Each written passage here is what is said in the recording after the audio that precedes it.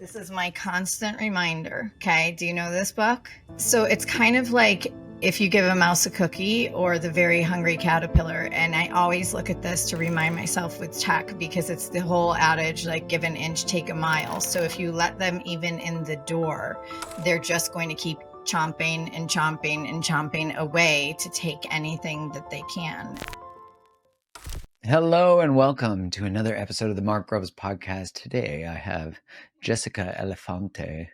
You say that so well. I felt good. It does feel good, right? It does. It's such a different name than Groves. My name is Elefante. It's great now. Growing up, it wasn't great. Yeah, fair. Kids are savage. Yeah, totally. They really can. Jessica is the author of Raising Hell, Living Well, Freedom from Influence in a World Where Everyone Wants Something from You. So I'm really curious about what birthed this book because I know your former work in Folk Rebellion.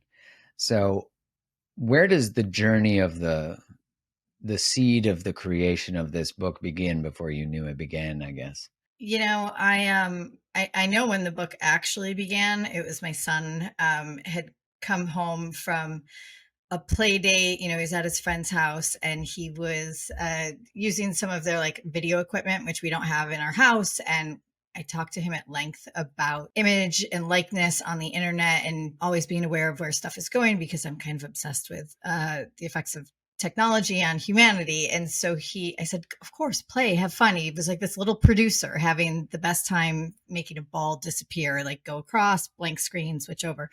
And then the kid, I guess, had like some YouTube channel that he was known for, but I didn't know this. And my son kind of freaked out and said, you don't have my consent to put my face on your YouTube channel. And so he called me. He's like, what do I do? And the kid doesn't know what the word consent means. And so I said, just let him put it up. It's fine. Tell him not to put your name in any of, the copy. And we'll talk about it when you get home. So he comes home and he's like, Mom, it's so embarrassing. I used this word. He didn't know what I meant. The parents laughed at me. I know these things because you tell me, but nobody else knows these things. And it's really, really sucks to be the weird kid when even the parents don't know these things. Can't you just tell everyone? And I was like, oh shit, I saddled you, right? I gave you this like, belief or mindset or understanding that no one else really has, definitely not kids. And now like, you're like in this uphill battle, which I've been in my whole life. And I was like, yeah, I can tell everyone.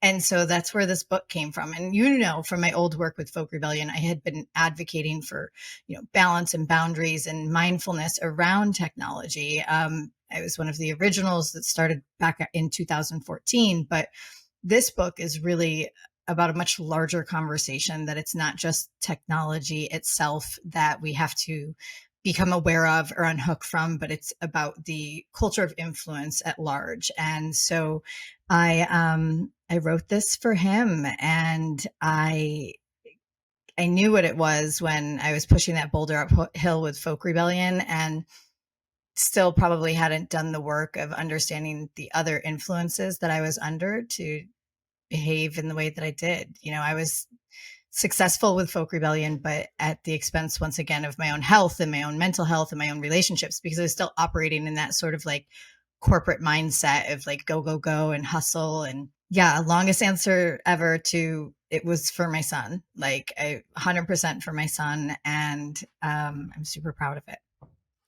Well, it's a beautiful intention, and it really drew me to the conversation that you're having, because my own experience with social media, my own experience as a creator on there, which I think anyone who has a social media account is a creator. They are creating content, even if it's private or not. There is an engagement in a relationship that's occurring. There is an algorithm that's brokering things. There's a constant access to unlimited, like doom scrolling. It's like that was such a powerful invention, was that there was no end to content. So that means there's like no end to the monetization of your constantly extrapolated attention. And so that really drew me to the conversations you've been having. I loved Folk Rebellion as a brand when I first ran into it. Yeah, because it had this like longing for nature, this like callback to, I think we all are romanticizing this idea, but it's been romanticized instead of realized. Like it's something Yeah. yeah, like we see someone on a homestead on YouTube and we're inspired by that. I get that. But it's like we all want to do it. We're all, well, maybe not all of us. Sorry. Like I know you're in Brooklyn. So it's I'm like, definitely not a farmer, but I would love yeah. to live in community with like people that I very much respect and not have technology around. Well, yeah. And I'm like, when I think about the intention you had behind Folk Rebellion, just for the people listening, the sort of context of the motivation there, and then how did you end up continuing to become like a prisoner of a new thing?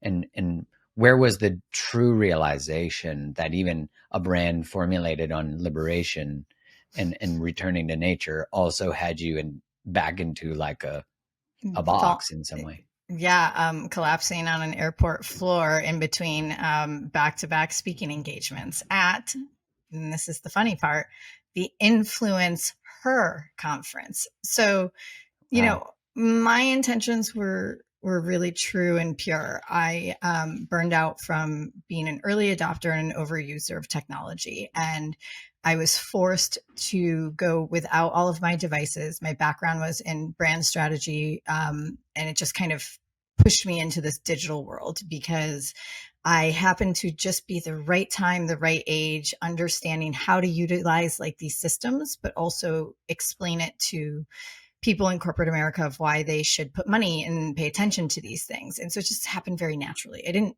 have technology. I didn't grow up with a computer. I didn't have a cell phone until I was in my 20s, my early 20s. I was a very offline analog person.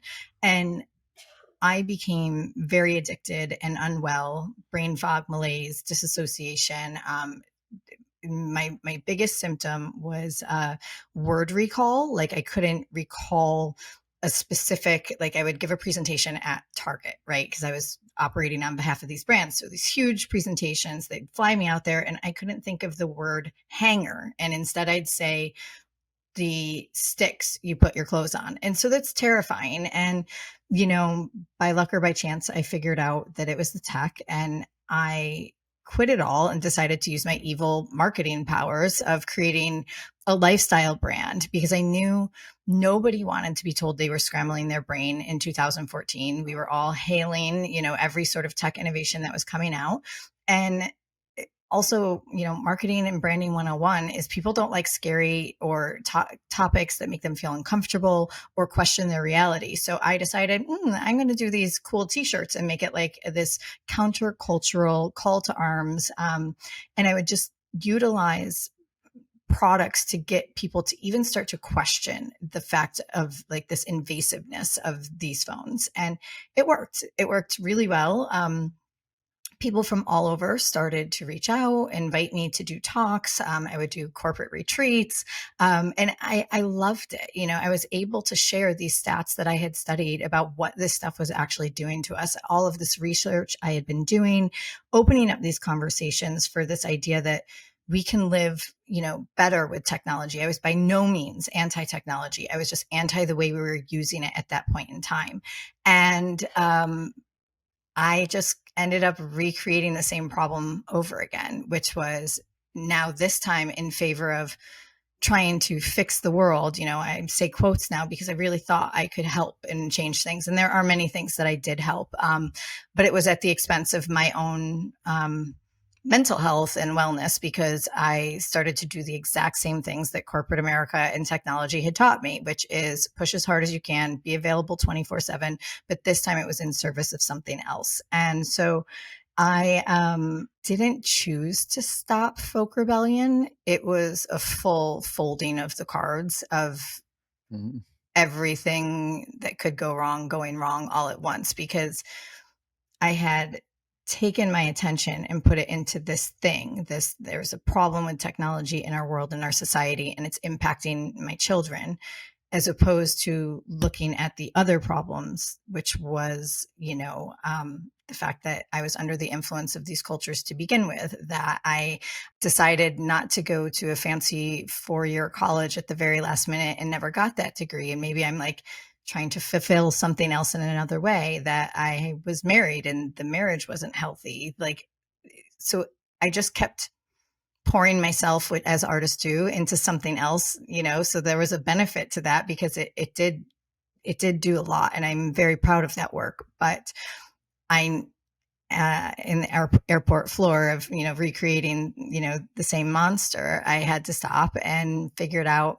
I'd say it probably took like a good 2 years to see that I still wasn't mm, like using my own motivations, my own desires, living the life I wanted. I was still in the box. And once I realized that and saw it for what it was, which was this overarching culture of influence, that it didn't matter if it was media, my family, a boss, technology, until we see how our strings are being pulled and how we're being manipulated or persuaded, you can never actually fully opt out of it.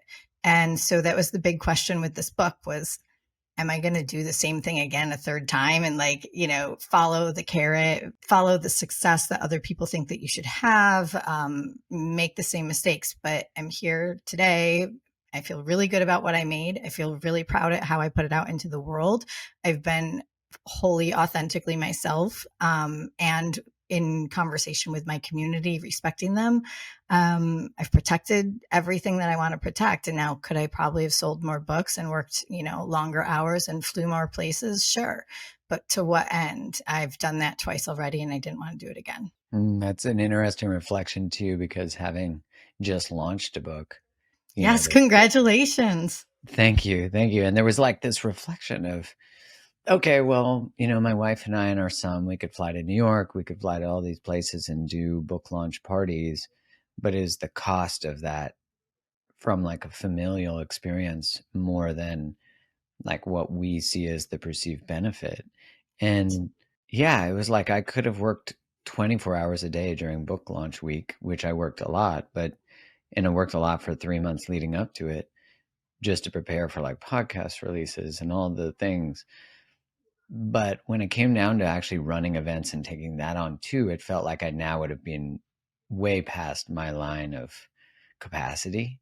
Yeah. But that would have been normal. Like, Yeah. as you were saying, it is Everyone. normal. Yeah. Like, I could have done what is expected or what even is considered success of like, this is how you get on New York Times and this is what Yeah. this means.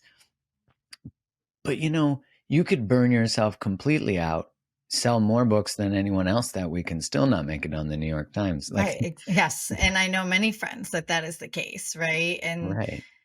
for me, it was,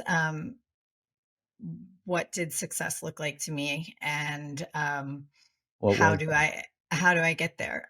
So for me, first and foremost, it was writing the book, actually becoming a published author that I've wanted to do since I was 14 years old. So we could stop there and I could just be grateful for that and really recognize that I did the thing that I always wanted to do. But of course, you create something and you believe in it and you really think that it's going to impact people. And if my goal was to help my son and now my next son, I want as many people as possible to read this, but only through the lens of protecting myself so that I'm still good for them. And so I wanted to support the book in a way that allowed me to have fun in the process. And I talk a lot in the book about how, we have no room for like nuanced gray area conversations anymore. One, because we don't gather in third places together. I'm a former bartender. Some of the best conversations I had were something with strangers that happened at the bar before we had a Google search bar, because you had to ask the person Oh, next to you, interesting. Yeah. and it forced conversation. And through forced conversation with strangers in person, face to face, you take on their experiences and their stories. And I don't think, yes, the internet does allow for that, but it's a layer removed and it doesn't have the same impact. And so I Less knew, humanized. Yeah. yeah, and I really wanted to gather in third places for this book, at least for a little while. And so I did that. And but I did it my way. I stretched it out over 6 months because I didn't want to leave my kids for too long. And I got to travel all over. I got to do a road trip and meet independent book publishers and shake their hands and say, like, thank you so much for having me and for hosting me. And a few authors told me, make memories every step of the way because it can go by so fast. And so everywhere that I went, I made sure that I had a friend or a family member that participated. So I have this memory of my son and I going on a road trip up to Rhode Island, and I will never forget that. Or going to California and seeing my sister and, driving the Pacific Coast Highway. I have Mhm. the experience of like my car getting broken into and having to cancel one event and like all of the stuff that it creates like more substance in the creation of it, right? Of this thing that you did and this memory and this like it just solidifies that the memory and the experience, but it also kind of informs, like it gets your brain thinking about the next thing you might want to do. So that was what success looked like to me. And I'm really happy with it. I am. Did you find that your message about technology and the conflicts with technology, did you find brands and, let's say, social media algorithmically resistant to your message, or did you find brands actually, because so many brands exploit, and I exploit is Yeah, they're just doing what they're doing, of marketing. course. Right. And They're just everyone's doing what's clawing normal. over one another. Right. Right. I'll say that, my husband said, you have set fire to your marketing career. You will never be hired by another brand ever again. And back in the day, like it was a very lucrative career. And so that was kind of like my middle finger. So I can't go back ever. Like I can't go back.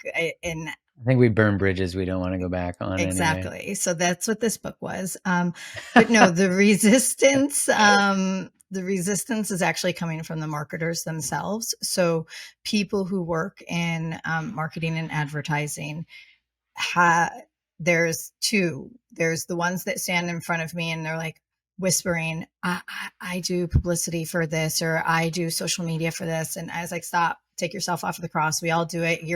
There's a reason you're there.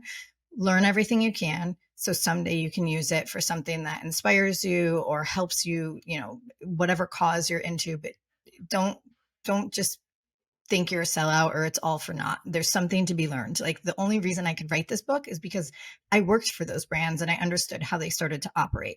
And so there's those people. And then some of them are trying to enact change from within their own structures, which is amazing. I've had a couple huge advertising agency, very high up, reach out to me. They bought the book for all of their staff and their teams. And they said, we can be the change for these brands. We can, I write about brands jumping into, social causes where it makes no sense, right? They're just, trying to remain on trend or infiltrate Yeah, something. And, you know, so it like was that, greenwashing. yeah. And it really, that's like the sea change that I want. Okay. So you work in an advertising agency and how can you enact like better protocols or creativity within the brands themselves? And then there's the other side, which is typically from a marketer or an advertiser who's been in the space as long as I have, and they just don't want to see it. And I Yeah. experienced the same thing with Folk Rebellion, right? If someone wanted to rip me apart or say how stupid it was or question, I understood that it's because I've hit on something that they aren't ready to look at yet. And with Folk Rebellion, what would typically happen is months to years later, I'd get this random email or this random message. Hey, so I saw your talk and I'm the one who asked this question and I'm sorry I gave you a hard time. Here I am today, XYZ. These are all the things they now I'm on a realize. homestead. I don't have Yeah, Wi-Fi. exactly. Yeah. They didn't want the mirror. They didn't want to. And so I'm experiencing that with this book with some brand strategists and things like that. How do you find your own life, the impact of, because I know you don't have a smartphone, right? Well, that's recently. I've tried to quit it 4 times. I write about that too. Yeah, But it's tough, right? Like I have a light phone, which I love, and it I doesn't work. love I love Lightphone. Joe's a friend. It's amazing. Yeah, He's and so they've done really just such a cool counterculture idea of like where other technology platforms are trying to figure out how to get you to use technology more. They're like, actually, how do we design this so you don't use it unless you need it for like a right. podcast, music, directions, but there's no doom scrolling. Right. So like you can't get lost in anything. Right. You have to go with every app with intention. Well, it's designed with the user, the human's health in mind, right? Right. Right. And I've been thinking a lot about that just in my own experience, like exploring this sort of nervous system relation that technology has, that our biological body is not meant to be in relationship with. I think of it like tentacles. They're like these constant, it's without getting too esoteric, it does feel like an entity of sorts because it really is like latching on to the very like shadow parts of your own psyche, your own self. And it's latching on to the need for belonging. And it's also stimulating neurohormones that are really causing us to maintain addiction and etc. And I say this all the time on the podcast, like people don't stand a chance against thousands of behavioral scientists whose whole job is to totally, I say this with some level of compassion, but to totally fuck you. Like that is Yes. the whole It's a intention. weapon. It's a Exactly. weapon. So I got to show you something. Hang on. I yeah. have this here. This is my constant reminder. Okay. Do you know this book?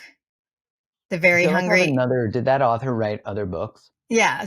So he's very famous. Eric I have another Carle. Caterpillar book from him, I think. So it's kind of like if you give a mouse a cookie or the very hungry caterpillar. And I always look at this to remind myself with tech because it's the whole adage like give an inch, take a mile. So if you let them even in the door, they're just going to keep chomping and chomping and chomping away to take anything that they can. And I guess I never answered you really before, like the impetus of like folk rebellion to the book. So with folk rebellion, I advocated for balance and boundaries and a mindful use. With this book and what I'm talking about is I no longer believe that you can have a healthy, good, moderate relationship with your technology, your devices, your social media until it is designed that way. I And agree. we are light years away from that. And so I see it now, unfortunately, infiltrating everything. Like you said, every single behavioral scientist, when it was just a social media platform or it was just your phone, now it's your TV, your Netflix, it's the kids in school with their ed tech. It's like the caterpillar that just keeps eating. And when I can't control something, when I have no say, when it's automatically opting me into things like, AI systems that I had no intention of being in myself, of analyzing the photos on my phone of my children and suggesting, who they are to other people or at the school. It is breathing a life outside of me and I have no control, then I just have to opt out completely. And so I'm an addict, right? I am an addict. My gateway drug is email. So that is why it is. I mean, think about it. I grew up I was introduced to the internet and technology through work, which is fucking crazy. Yeah. I had none Mine of was it. school, but like Oh, university. okay. Yeah. Which, I mean, Because I was there's, 17 when email really, yeah, 17 when email became a thing, 18. I always ask people, this used to be my, break the ice conversation, but I'm going to ask you, what was your first ever email address or AIM name? Do you remember it? Like, you don't have to give the whole thing, but like No, typically, my first ever email address was magrove66 at Hotmail. oh, no Yeah, it fun. wasn't cool. Like I had a friend who I remember talking to her mom. She had moved, and I always said to her mom, "Hey, what's her email address now?" Because we didn't cell phones we didn't use back then. Yeah. And she said, "Oh, it's panty soup underscore 69." And I Oh was my like, her mom doesn't have a clue that she's telling me like panty soup underscore 69. And I'm like, oh my God. I always laugh when I think of that one. Well, right. So it just is an example of how quickly What things was shift. yours? Yeah, I need to So know. so mine was Baby J 13 dance at whatever. And it's been hacked 100 times. I can't access it. I would give anything to be able to see what's in there. But it was the nickname a boyfriend gave me, my favorite number. I was a dancer. I don't know, but like we didn't know when we started making these how email addresses were going to be used in the future. And so it shows how naive and stupid. And so I love that question, especially when I go into a huge corporate place with older adults and I ask for the first one. It's hysterical. But That is now it's funny. kind of the same thing. I kind of think like I look at like this phones, and since Apple's made these announcements about AI and Facebook and WhatsApp adding AI, and I'm like, this is the same thing. Like it's going to be that moment of like, what did you put in your phone that you gave to artificial intelligence that maybe now, like 20 years from now, you wish you didn't. Like I can't predict Right. it anymore. So when I can't control it or I can't predict it, I opt out. So I'm going to be following in your footsteps on the 1 year anniversary of my book. I'm finally going to burn the social media account completely because I only use it for work. Yeah, for me, I've been doing a lot of somatic therapy in the last 3, 4 weeks just to like process my nervous system's relationship to technology because I could tell there was something in there that's connected to my somatic experience. Yeah. And like, what does it mean? Why do I resent this platform? Why do I have such resistance? But yet it is like, my friend calls it like a golden cage. It's like where your work is, but you're also trapped in the identity of the expectations of the people who follow you. And I was exploring with the somatic therapist about it. And what I was recognizing was that now that I have more space, that I've been doing the somatic work, I've probably gotten, I don't know, hundreds and hundreds of messages that were like, hey, can you just leave your stuff up? Like, you don't have to delete it. Can you just do this? Can you just do this? And I was like, you know what? I think I can just leave it up and never log in again. And also, I won't have access to the password. But it says to people like, if you want to find me, here's where I am. I'll be in this membership space because and on my podcast. And the Yep. reason I was thinking about this too is one, like, I do want to have a tether for people to leave that place and like come somewhere Mm-hmm. where I look in hindsight now, because you're talking about this sort of like, there is really no, when someone said to me, like, how do you have a healthy relationship with technology, with social media? And I'm like, well, it's literally not designed for you to. So I agree with you. I, I don't think there is a way. Also, what's interesting is I want to be in a place where there's not a broker between what I create and whether it is worthy of being seen by the people who said they wanted to see it. Like, I don't like that someone's monetizing and deciding Right. who's intervening. It feels a lot like how the church decided all of a sudden, like, we're going to be the broker between you and God. And Yeah. if you donate enough and you're like well behaved, then we'll give you Exactly. access. Exactly. Or you'll get shadow banned, and that's like the algorithmic version of Yeah. hell. you know, like, no, you'll exist, but no one will ever talk to you again or see you. Yeah. Like, it's like the ultimate shaming, in some ways. But anyways, I say all that because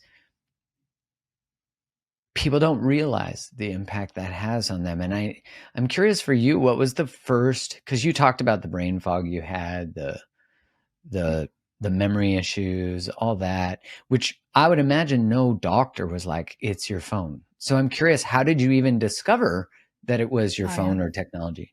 So I went to every doctor you could imagine. They said that it was one, I at the time very healthy. There was no reason for anything. So the next thing they went to is it was your food, it was your lack of vitamin D, it was potentially baby brain. I had had a baby 2 years ago. Like whatever they suggested, I did. I jumped through hoops. I was extremely healthy. I stopped eating pizza. I went on a perfectly holistic diet and nothing changed it. I went on vacation. So I went to Hawaii with my now ex husband and my son. We were going for a wedding. And this was before all planes had Wi Fi. And I had a roster of clients and panicked that as soon as I mean, this is how much we used to work, or I used to work back then, that for a flight to Hawaii, that they knew that I was traveling, that this was technically my off time, that my first thought when realizing that there was no Wi-Fi on the plane was to message everyone and say, I'm sorry, I'm unavailable for the next however many hours. I'll respond to you when I land. And then I landed, and Glenn had planned to get like the flower lay. It was my first time ever to Hawaii, and they were trying to do it. And I had my, it was a Blackberry out, and I was, doing this, letting everyone know just landed. And he was like, I'm not doing this with you. Like, I'm not doing this with you for the rest of the vacation. Like, people wait their whole lives to come here. You can either hand me everything, your laptop, your iPad, your cell phone, or you can go home and I'll pay for your ticket right now. And this was like that moment. That's how Folk Rebellion started, because it was horrifying. I was terrified. My first thought was terror. My second thought was, I hate you. And then my third thought was shame, right? That Mm. like that realization that here's this moment, I'm here with my kids, and like I can't unhook from this thing. And so I did it. And it was what today would be called a digital detox intervention. But, Mm. we didn't have terms for it then. And we were at his aunt's house, and I'll never forget it. It was 8 days. It was on the eighth day I woke up. And when I talk about this, people, there's a certain type of person who always comes up after. I'll share with you after, but I can tell you exactly what the sheets felt like under my skin. I could smell the salt in the ocean air for like the first time. There was a rooster crowing. Everything was like electric of all of my senses. I was totally clear. I had bounced out of bed. I'm not a more like, it was just like somebody like injected me with energy and clarity and presence of mind. And I grabbed my journal, which I hadn't been writing in forever, but I brought it with me because it's vacation. And I wrote to myself, what's different, and what's different, what's different. And I wrote, what's different. The only thing that is different besides your view is your lack of your technology. And so I came back to New York with this. I've then obsessed about it for the rest of the 2 week vacation. And I came up with all these plans of things I was going to do. Well, I knew that I remembered more stuff when I wrote it by hand. I knew if I closed my laptop and looked at someone while they were listening, I could, really pay attention and garner more information. And this is all good stuff for the bottom line of the businesses. And so I Mm. was like, I can do this. I can protect my brain, and I can have this big career. Um, and so I went to that very first meeting on a Monday, and the person looked at me and they're like, "What are you doing?" I'm like, no, open your computer, open the Twitter feed, because that I was running all of this stuff. And I knew in that moment, like, I cannot, one, protect myself, and two, this is so light years beyond where anyone's brain is right now. And so I quit on the spot. And I said, okay, I can do this. I can share with people my experience, because I believe stories really do change the world. And I wanted everyone else to not end up feeling like I was. And if I could get out ahead of it, maybe do it in a fun way that people would not adopt the devices in the way that I had. And therefore, the world might be better. And so I really, truly thought I could do it. And um, so that's how I found out about it. Now, today it's called digital dementia. And it's literally Wait, I've never heard that term. yeah, Digital so dementia. Manfred Spitzer is a neuroscientist. I think he's out of Germany. He coined it in 2014, but he had been studying the gray matter and the symptoms, and he said it parallels exactly what you see in dementia, but in young people, and it's because of their use of screens and how it's affecting the gray matter. And so I mean, I didn't know that for many years, and I figured it out on my own, but there wasn't a term for it, but that's 100% what it is. And I can feel it come and go based off of my usage. And so, for example, when the book comes out, if I know I have a big piece of press coming, or I keep an iPhone nearby and I'm using it, and that goes on for a few days, I'll notice my symptoms start to come back. And I very Wow. much That's so believe interesting. it's terrifying, because this was 10 years ago, 2014. what does a society look like if everybody has digital dementia? It Like, looks look the at way these it looks the kids. way it looks, you know? Right. Yes, it does. So, Hmm. um, when you talk about your, understanding like biologically how this stuff is impacting you, I used to give talks, and there was this data point that our biological response to a notification or a ping or a buzz is the same biological response that a caveman ancestor would have had when a lion was charging at him. So okay, let's say, how many times does a lion charge at our caveman ancestor back in the day? Let's give him once a week. You can even give him once a day.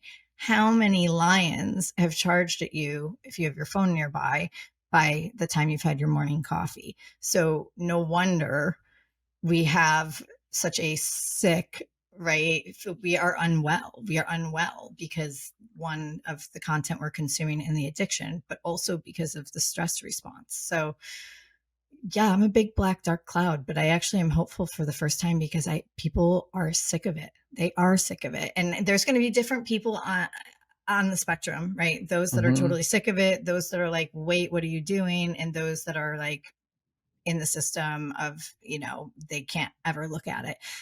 But I used to be the only one in the room saying these things. And now there is these amazing organizations and conferences that I go to, and there's thousands of people. There's consulates from all over the world. There is engineers and young people and presidents, and people are trying now. It's a huge battle. And I think it's only from bottom up and top down regulation. And I'm all for freedom. I'm a very big hippie, but this stuff needs to be built for our safety, or we have no chance.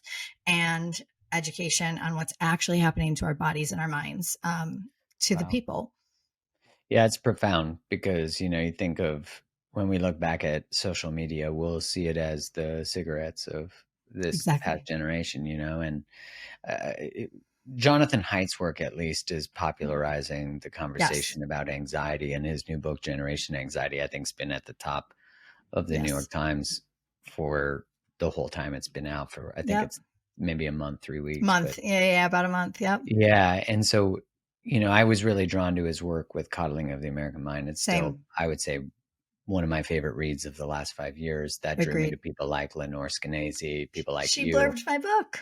I Ah, love Lenore Lenore. is amazing. I had Yeah. her on the podcast because, I was really just impacted by this conversation that Jonathan talks about too, Lenore talks about, you talk about this. Like, when technology wasn't around, we like went biking in our neighborhoods with our Yeah. friends. We went on adventures. We my my son, he's 13 months. We don't do technology with him. We're not going to do technology with him. We don't share his face on social media. This because, like, I want him to be able to choose. And this is not a judgment of people who decide. That's obviously this. If you have shame from what I'm saying, that's not mine, Right. because you could do whatever you want. But for me, I'm like, I want my child to be able to choose his Yeah. amount of um, Exposure.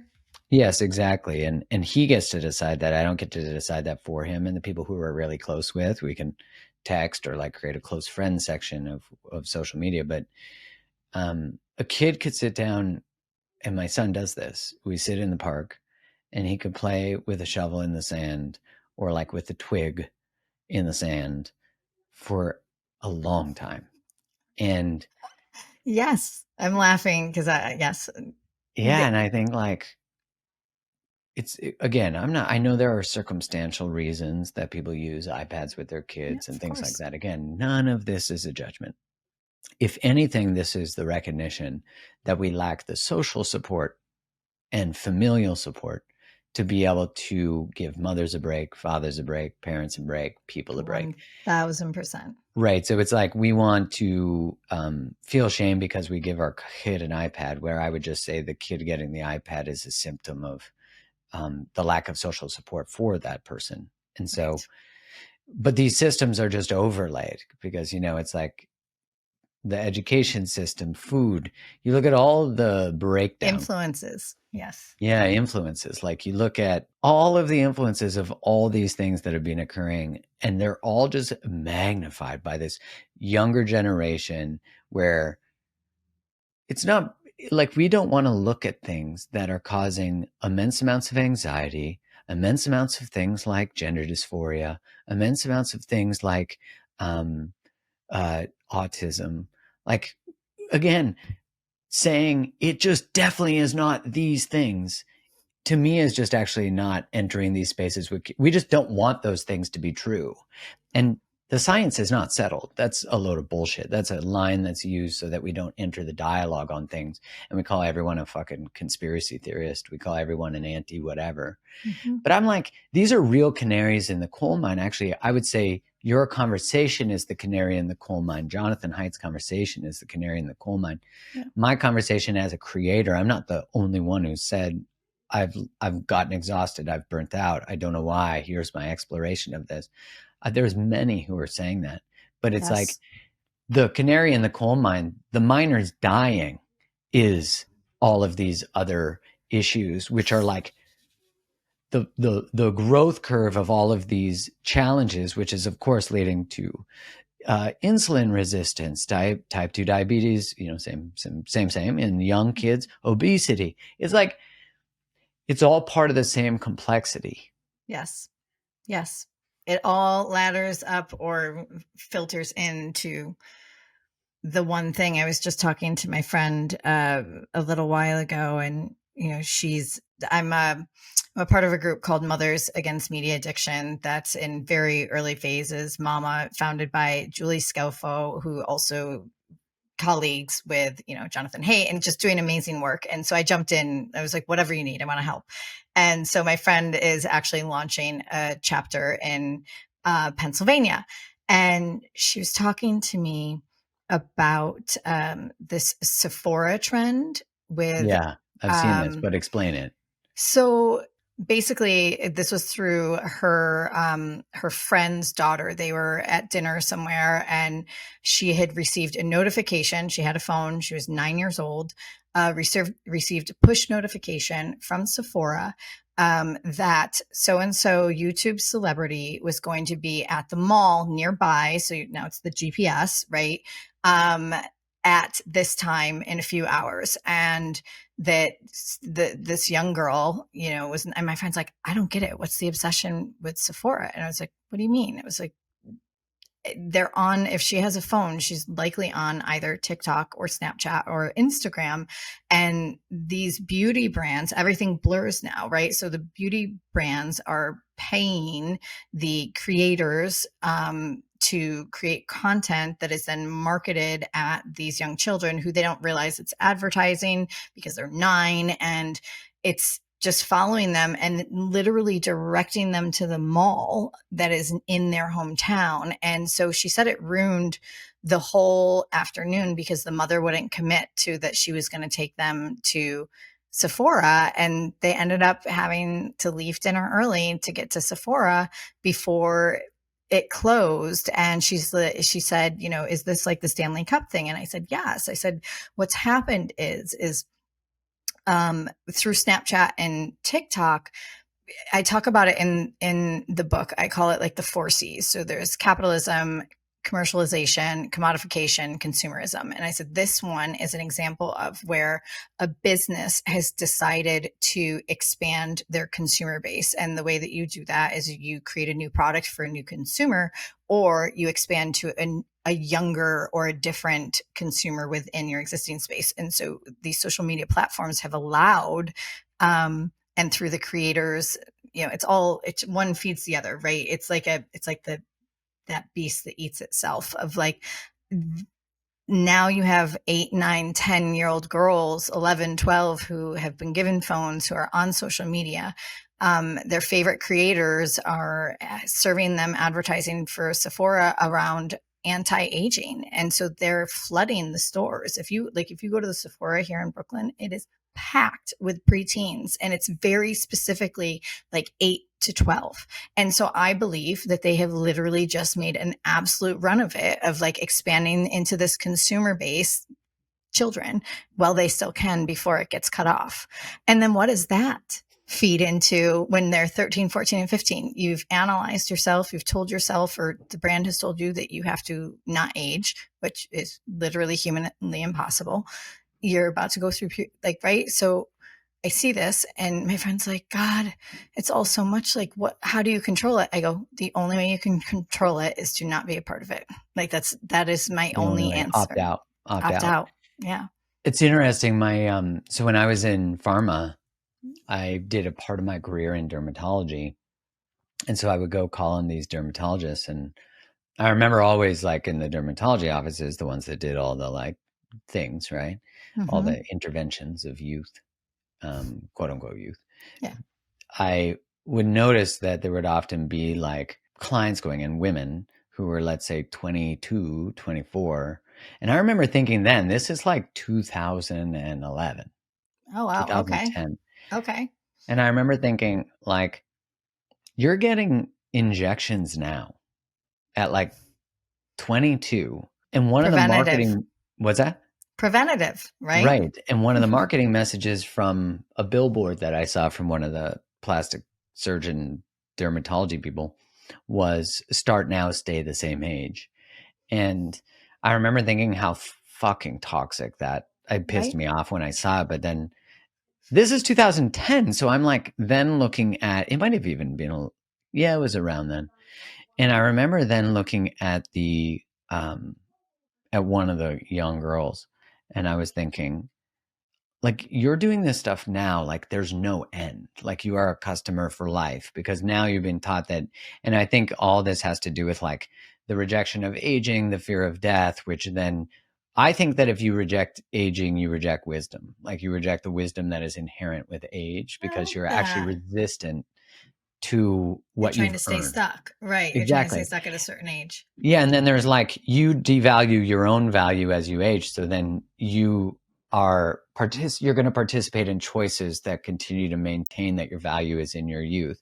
Now, Yeah. there are evolutionary reasons that we are drawn to younger women, and why we're drawn to older, more powerful men. These are all, like, baked into our evolutionary choices from a mating success Right. perspective.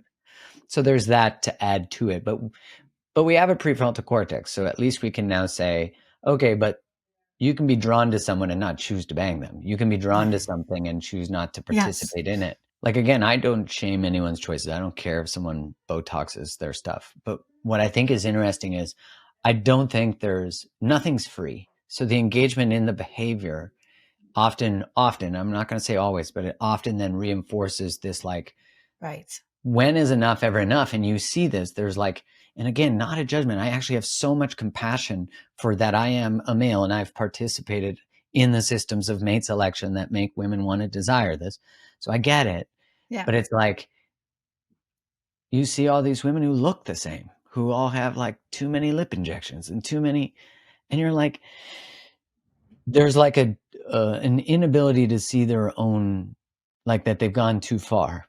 So there's a writer journalist who I love, that you will probably love her work. Her name is Jessica also, but it's Jessica DeFino, and it's a Substack. She's got like over 100,000 paid subscribers, which gives me so much hope because there's so many young people. But it's called the Unpublishables, or she actually just rebranded it. With her name, but you'll be able to find her if you search her. And so she actually was super into makeup and wanted to, build a career around that, and was working with the Kardashians, testing different products and deciding what they should recommend or what they shouldn't. I will do it no justice. If you ever have her on, you can ask her. But the long and the short of it was, something happened with some of the stuff she was putting on her face. Never in a million years did she think she would not wear makeup, but her skin started to fall off. And she started to research this and understand what went into these things, not just in her own body, but what it's doing to the planet. And then she took it a step further of, why did she feel the need to do this? Why was she so fascinated with makeup and changing the way she looked? And what was that influence? Where did that come from? Was that media? Was that her own self-loathing? And so she started to really kind of look at beauty culture from like the outside and analyze it. And she wrote this piece that she wanted to publish, and no one would publish it because all of their advertisers were beauty.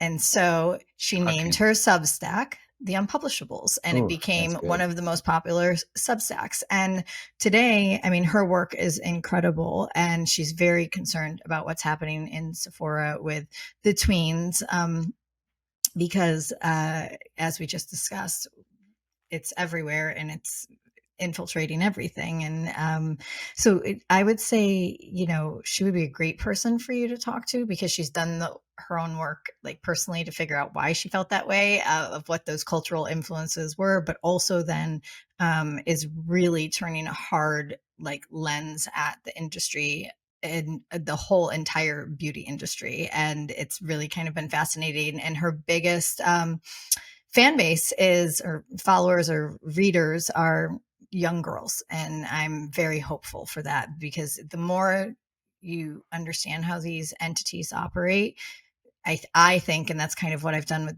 my book, is if you at least understand, then, or see, maybe even if you just see and you start to think of it before you participate in something, you I think that gives you back your freedom of choice. But if you're just participating without ever thinking, well, why am I participating, or why is this the norm, then you never, I believe, have the freedom to opt out. So it's just in the scene. And so she's really helping a lot of people see that, beauty culture is really toxic.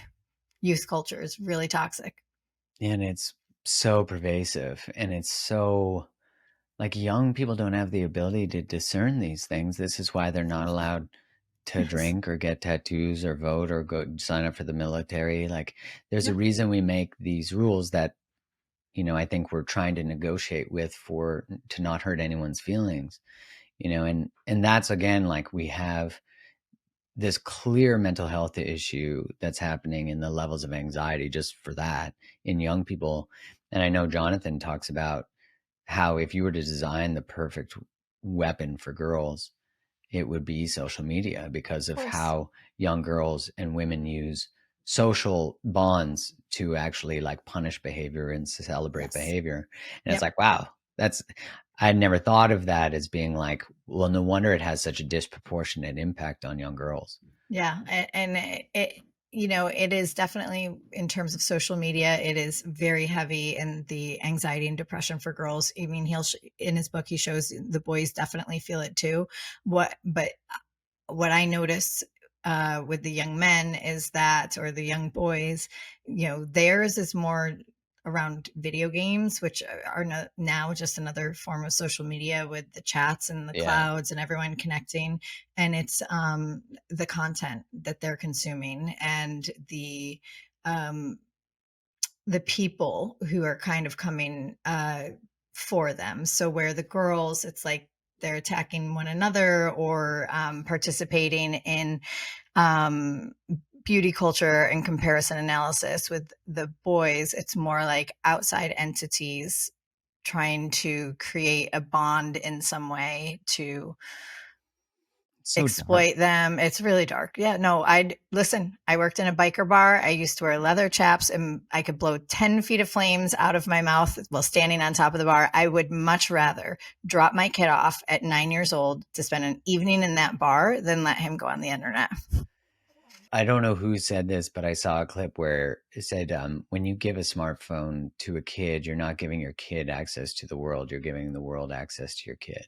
Exactly. And or you're not only Yes. giving. And I was like, wow, that is Yeah. such a profound shift of seeing like you're giving brands, like the people think that brands and social media platforms have no desire to extract, and what's interesting even about the framing of our own conversation is we're talking about kids, right? We're talking about teenagers, we're talking about their easy ability to be captured and manipulated and influenced, but really like we all are, it's all happening to Yeah. us and we're like, let's fight for kids. But I think a Right. lot of the reason, I can see the thought process that occurred in my own mind of like, if social media is inherently has a destructive nature, then ethically can I operate on social media? Like, can I actually live in this sort of strange juxtaposition of like, I have values over here, but are they consistent? That's what I've done my whole career with Folk Rebellion, right? Like, I mean, you don't want to be a part of the noise. You don't want to be another thing that manipulates someone. You I always Right. think you want to be the better opportunity. But so I say, like, you have to fish where there's water. You do. And maybe now I have more of an ability to opt out because I have built it and I've done the hard work. And like you said, we are the canaries in the coal mine. We're the miners that are, dying. So if we choose to leave the platforms and we have enough of a community to take with us somewhere else, or enough work out there in the world to speak for itself. But yeah, that's a part of the problem is, unfortunately, the algorithms and dopamine culture has eaten everything that was good about all of this stuff. And Yeah. even if what you have is good and hoping to help people or shine a light or inspire, it's likely not the thing that's going to be prioritized in any way, shape, or form, because, you know, they're all of these, big tech companies and platforms are clawing over one another to be. I mean, you see this right now with the AI arms race. It's like you have to be first or the best or the fastest. I don't know. And so um they are not going to prioritize the smart content. No. They're not, the things that go viral, the things that get pushed to the top of the algorithm are salacious, are untrue, are violent, or stupid. And that is what, So true. and then what happens is you give this to someone who, again, about the kids or ourselves, you start to operate in a way that the algorithm wants you to. So maybe you dumb down your content so it is a little more stupid, or it's shorter and it's just like a clickbait thing, or you decide to do something really outrageous, or you pick a fight with somebody to, not like violent, but it's definitely like contentious. And because these are the things that get shared, because these are the things that go to the top. And so we're not operating as our authentic selves. We're doing what the, as you say, abuser wants us to do in hopes that we can continue to build our career. And so when I opt out of these things, or I don't do what is expected of me, I always tell the people that have either followed Folk Rebellion or been a part of our community or read my book, like, I'm not doing this out of respect for you.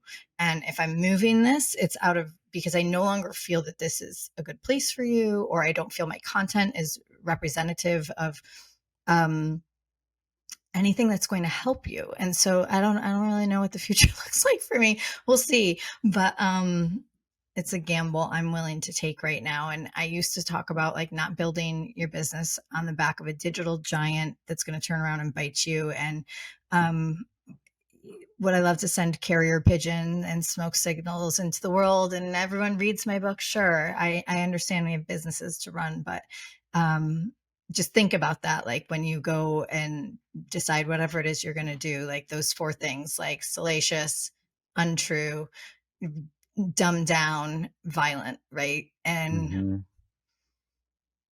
I don't want my content to go in that direction. I don't want my art or my work to go in that direction. So I'm going to try and put it somewhere else. I put it in a book for this time. I don't know where it'll end up next.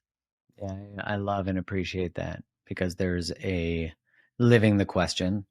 Like, I Right. don't know the answer yet. I don't know, like, how do you meet people where they are, right? On some level, it's like I met my wife on Instagram, so there's obviously, like some tremendous Yeah, benefits. You and I have been connected through it. There's like so many great of course. aspects of that, and that's why it's like I also thought when it wasn't this, when it was a platform that was the intent of the original founders of something like Instagram was about sharing pictures and connecting people and like family and whatever, photographers. Eventually, when shareholders influence where the direction of it goes, then it means it needs to endlessly grow, and if it needs to endlessly grow, it needs to continue to be more and more profitable, which means it needs to extract more and more from the user. Which, in interviewing Exactly. Stephen Porges, uh, who is an expert on the nervous system, he said, like, the model is not relational. Like, there's no feedback loop to tell the model it's hurting you. Right. Yeah. And I was Exactly. like, oh, well, that Wow. from a nervous system level is the nature of all of the destruction then, is because like here I am engaging. And this is in writing our book, Liberated Love. I was like, wait, I'm not in a liberated relationship with these platforms. So like, how do I experience that with my wife and then say that's fine over here? Like I'm willing to tolerate abuse in one place in my life, but nowhere else. Like, Hmm. because it really is abuse. If it's the constant taking, I recognize I'm consenting to it, and abuse might be a strong word for people, and I understand that. But I just mean that the constant extraction without any consideration for Right. the impact of how the tools are built on it. Like you said, till they're built with the user in mind, Right. they're just built with profit in mind. And Exactly. profit at the cost of. Don't think for one fucking second they don't have a clue what's going on and how this is impacting people. They know. Oh, they know. Right. But they don't want to look, because if they look, they've got to change it. And then the people who are involved in it, the behavioral scientists, they're all they're all part of it. They're Oh all part of yeah. it. Oh, for sure. They know, and they've looked, and now they're distracting and they're trying to hide it. And it's very, very it's really dystopian. So so there's some very basic guardrails that are in New York State legislation right now that they're trying to get passed. Kids Online Safety Act is the big one, but that's not the one I'm talking about. This is safe, like keep kids safe online. It's just saying you're not going to collect data on a child until they're, I think it's 13. I can't even say, which should be totally fair, right? A child has no idea what this is, and why should they be able to collect, information on our children? And I have to get the number afterwards, but it's something like $600 million has been spent in lobbying by big tech just on these two New York State bills alone to try and make sure that they get shut down. So, and there are stories of, I think of Ralph Nader, the Crusader. I have no care about political affiliation. I just care what he did. He's like the perfect person of like, he reported on the auto industry and forced regulation there. And I have it in my book that the Ford top executive had ended up on, I think it was like the Today Show or something afterwards, saying like, 8 years later, the industry is still alive and kicking, even post the regulation. But no, we would have never done seatbelts. We would never would have done airbags unless it was mandated. And so, Hmm. Ralph Nader, he was followed, he was stalked. Like they, tried to smear his name. This was pre his, presidential bid, but he's the founder of the Consumer Protection Acts. And so he's the one out there in all those government agencies. And so my other hero is Frances Haugen. I'm thrilled she has a copy of my book. She is working, with him and trying to show that this is very much the same thing. And we need these whistleblowers to come forward and be very, very honest at the very things that we're talking about today, Mark, like, the behavior modification and knowing that they're serving up anorexia content and bulimic content to children who are 9 years old, girls, and choosing not to do anything to it. That when somebody searches up how to not feel sad after getting dumped and you're 13, and it's sending you, image after image, video after video, that ends up to the place where it's a suggestion for how to hang yourself. Like they know. And not only are they're not looking at it, they're just trying to hide it. And that is why now I very clearly come out and say the things that I do, because a lot of this was just around, our mental health and, our relationships and having better balance and boundaries. But we're not being targeted like how these kids are being targeted. And we also know what it was before. And so we have a little, maybe nostalgia or at least reality to hang on to, and have that gut check of like, wait a minute, this isn't right for me. Kids, like, they don't know any different. What They've do they seen choose? adults walk around their whole life like this, right? So Hmm. I don't even remember what the question was. I'm sorry. I get really heated about these No, I'm things. happy you do, because I think we all I would say the majority of us have this deep sense, like even what you call digital dementia. I think people know that this is happening in their brain. They could feel the slower nature. They could feel all these things, and just the inflammatory effect of not just the emotionality of the things we're consuming and the dopamine hits and all that, but also there's it's no surprise that there is a longing for nature. Like it is just so wild to me that we need research that forest bathing is good for you. All you got to do is go to a forest, Right. like there's Oh man, I know. the It's things that are natural are good for us. The things yeah. that are, whole foods are good for you. It's all of this is just like processed life and processed food, Mhm. curated. It's like social media is the sugar of Yeah, it's food. high fructose corn syrup. Right. And it's like we know, just like high fructose corn syrup, no one knows that it's bad for you till you know it's bad for you. Like, Right. ironically, it's in fucking baby formula, which is like bananas along with seed oils, Okay, and so that's where this it goes back begins. exactly. It goes back to the much bigger thing, which is the influence above the influence above. Like, what is the thing? Well, the thing is that people have been bought and sold at very high levels in our government to allow these things into our systems that would never be allowed somewhere else. And how fucked up is that? That like I'm so tired of having to protect my kids from everything from the food they Right. eat to the Fluoride TV. in the water. Like people are It's like, that doesn't cause any issue. It's like this is not negotiable. Like right. these are things they know. And it's like I agree with you. It's like when you wake up within the systems and realize they are fucked up and they are extracting from you and manipulating you in the interest of profit, Yes. you're going to be mad or you're going to try to go back to sleep. But the trying to go back to sleep just feeds your addictions because the Right. addictions are what try to soothe the dissonance of the knowing. But what destabilizes all of this is this recognition that your government lies to you, the media lies to you, companies lie to you. Well, if that's true, then how do you trust anything? Well, you don't. You don't yet. Right. You like build, but when being with the truth, then at least you can start to know what the truth feels like. Yeah, it's almost like freedom, right? I mean, it sucks to know.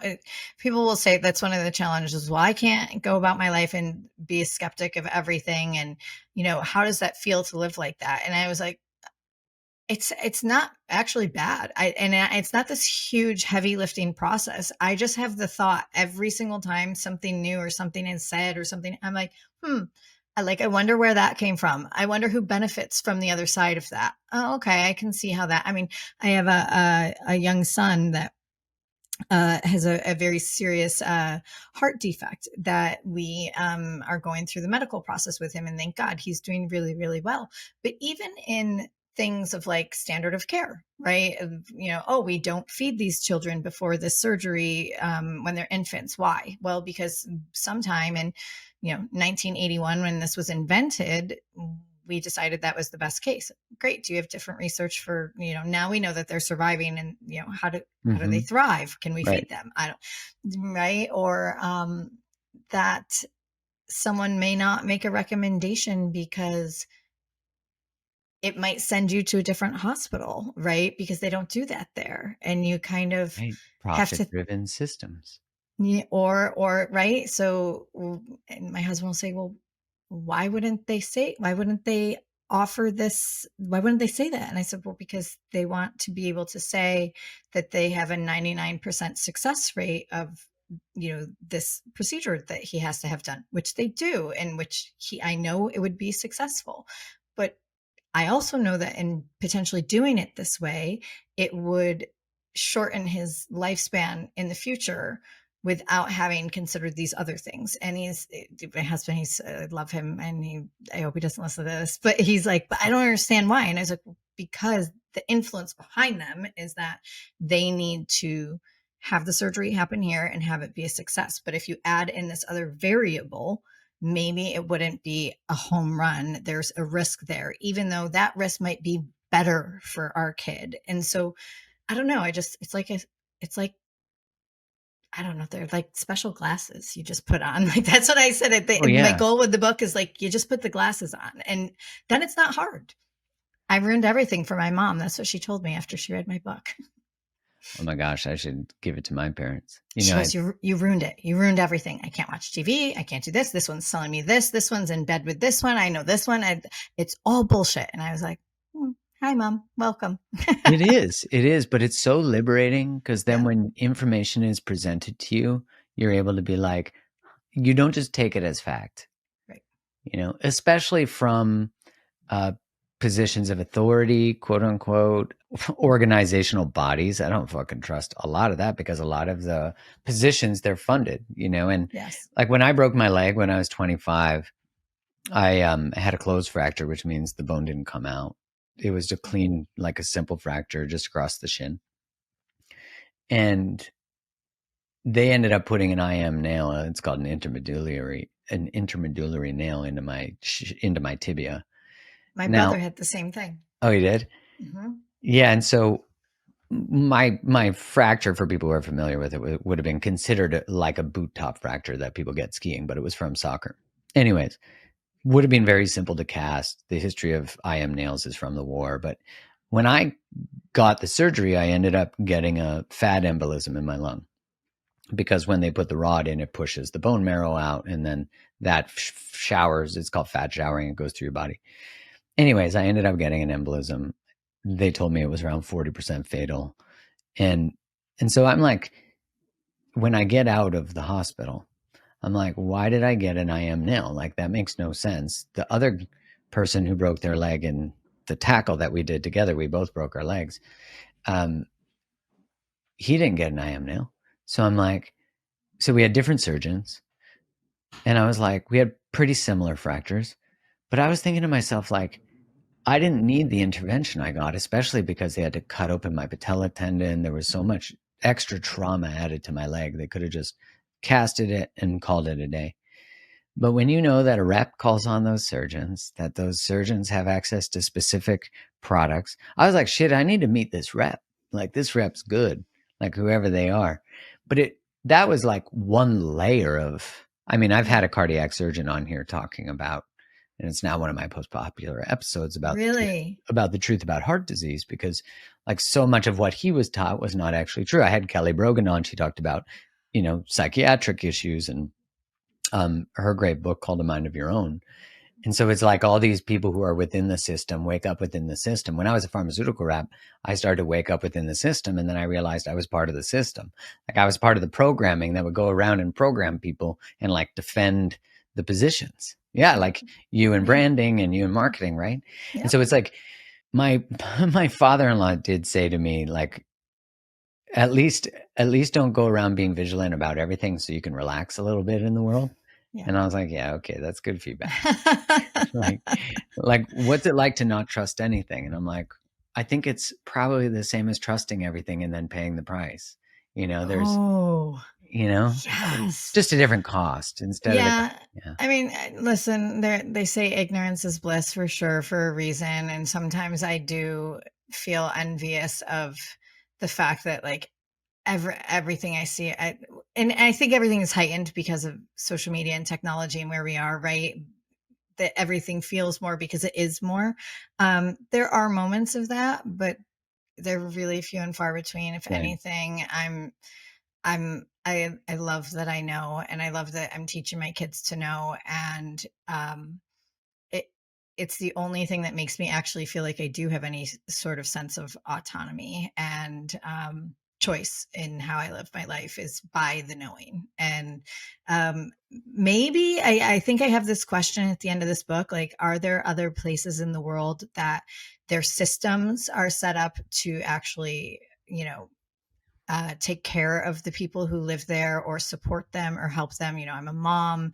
I have a 12-year-old and a 2-year-old. We just went through a pandemic. I'm an entrepreneur and an artist. I don't have a lot of help. There is not a lot of help coming for me. I had to literally send my husband out to look for baby formula while he's in between heart surgeries on a bike to like 2 different states. Like, this is crazy, right? So Right. I think about like, okay, so if the environment of which you exist is toxic, it's literally toxic at its foundation, and you're working so hard to protect yourself from it in every way, shape, or form, what happens if you just pulled yourself from that environment? Now, of course, this is having the ability, the family, the, you know, privilege to be able to do these. I don't even know if I could, but what would it look like if I inserted myself and my family into a system that actually supported us and wasn't exploiting us or harming us or had protections around technology or things like that? Like, I don't know. Like, what does that look like? Like, would I be able to feel like how your father asked? I don't know. Maybe because then I wouldn't have to feel so vigilant all the time because I was taken care of. I don't Well, you're that going to anyway, leave. this is real time question happening right now.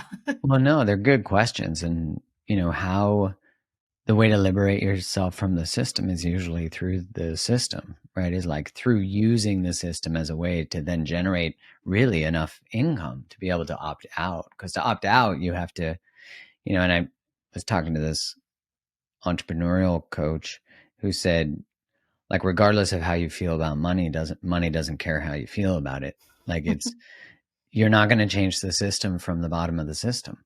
Like, Right. it doesn't, you can yell all you want about capitalism, but when you don't have money or a platform, it doesn't No, matter.